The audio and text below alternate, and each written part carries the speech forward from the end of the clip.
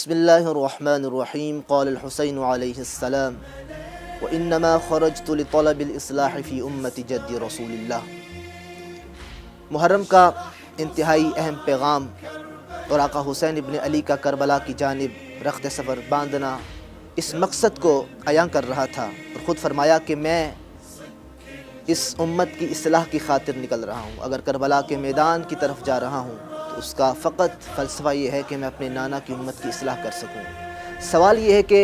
نماز تو امت پڑھتی تھی، روزے تو امت رکھتی تھی، تو آقا حسین کس بات کی اصلاح کرنا چاہتے تھے؟ در حقیقت وہ اصلاح اس بات کی کرنا چاہتے تھے کہ یہ نماز وہ پڑھیں کہ جو نماز ان کو حق اور باطل میں امتیاز کرنا سکھائے، اور پھر ان میں وہ ہمت پیدا کرے کہ جب حق کو پہچان لو پھر حق کی حمایت کے لیے کھڑے ہو جاؤ، قیام کرو اور باطل کے سامنے نبرد آزمائی دکھاؤ۔ اور یہی وجہ ہے کہ قرآن مجید نے جا بجا کہا وَلَا تَلْبِسُوا الْحَقَّ بِالْبَاطِلِ وَتَكْتُمُوا الْحَقَّ وَأَنْتُمْ تَعْلَمُونَ، کہ تم حق کو باطل کے ساتھ نہ ملاؤ، تم تو اس کو جانتے بھی ہو۔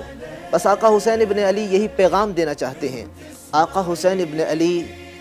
ضمیر انسانیت کو جھنجھوڑ کر یہ بات واضح کرنا چاہتے تھے کہ اگر حق اور باطل کو پہچان لیا ہے پھر اس کے بعد والا مرحلہ یہ ہے تم یہ ہمت پیدا کرو حق کا ساتھ دے سکو اور باطل کے ساتھ نبرد آزمائی دکھا سکو،